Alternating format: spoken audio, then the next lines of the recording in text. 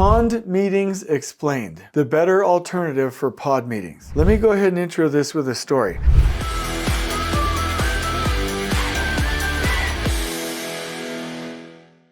I remember going to visit a very high-profile general contractor on a very high-profile project with one of the GCs in this country that does things very, very well. And they invented it. I don't know how we both invented it separately, but they almost exactly pattern their work practices off the integrated production control system, which is where we have the right planning to design the right team with the right plan, the supply chain, the environment, the culture, and the preparation of trade partners on a rhythm with the last planner. So this general contractor had amazing results and had a clean site. It was operationally excellent. It was a massive $3 to $5 billion depending on the time that they were working in their different phases. It was remarkable. And the one thing that wasn't hitting properly were the short interval commitments.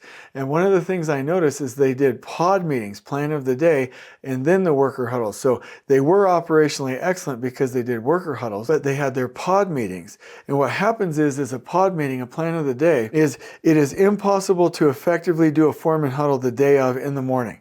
And the reason then people only talk about where they are and they say, oh, here I am and I have 5 people, is because they can't talk about anything else, or else it would be disruptive to the crews that have already started. And so I was like, hey, if you really want to start making your commitments, you'll move these pod meetings to become pond meetings, plan of the next day, and move them in the afternoon. And the general superintendent was like, Jason, we can't do that. The foreman will be tired. I don't like that. I disagree with you, and gave me kind of a condescending smile. I really like this individual, but he wouldn't do it. And they were still not hitting their short interval targets, although they were operationally stable. And so the point that I was making is that if you move them to the day before, you can change the plan, you can address roadblocks, you can get the equipment you need, you can redirect, you can recover, and then the crews will not be interrupted the next day with excessive variation.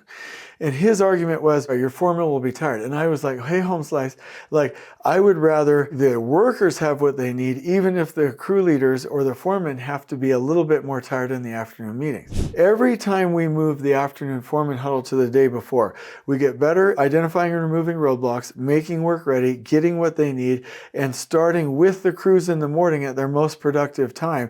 We start hitting better productive dates, and we start hitting your perfect handoff percentage at a higher percentage for your hit rate. I wouldn't necessarily call it accuracy. And it happens every time. And then you have the plan for the day to communicate to the workers with little variation. But if you think about it, if you do pod meetings, you literally are taking foremen away from the workers. The workers are left leaderless in their most productive part of the day.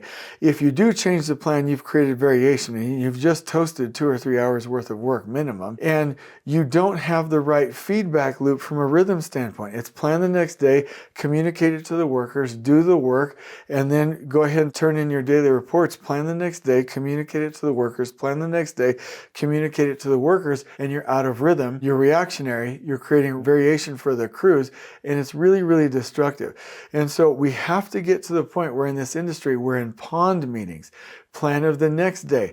And just to do some name dropping, this is how they do it in Japan. And their projects finish about 5 to 20% faster than ours, and they have half as many accidents.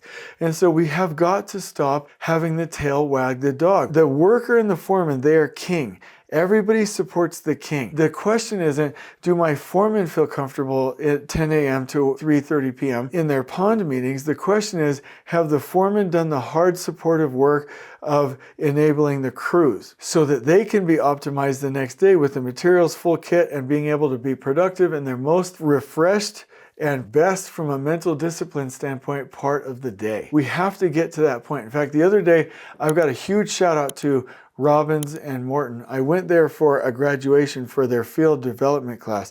They develop craft workers to go into management. It's so amazing. I flew from Kelowna to Vancouver to Seattle to Dallas to Birmingham just to be there, super exhausted, and this was my keynote message. Hey, you have just graduated, which means from a hierarchical standpoint, you have taken a step up. But in reality, if you're going from worker, lead person, or foreman to management, you have taken a step down in the triangle hierarchy of support, because the workers are at the top, The lead persons and foremen are right below. The project delivery team then go down and down and down the tier because we're supporting the workers and foremen. And the key here is if we understand that the triangle isn't like this, it's like this, then we'll immediately understand that we have to make it frictionless for the workers, even if there's more friction for us. We have to comfort the workers, even if that makes us more uncomfortable. The last planner system has got to get to the point where we don't have pod meetings, we have pond meetings,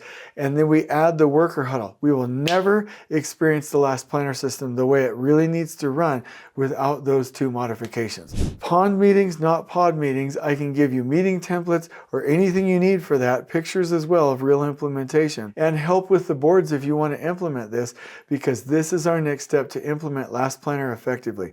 I hope you've enjoyed this video. On we go.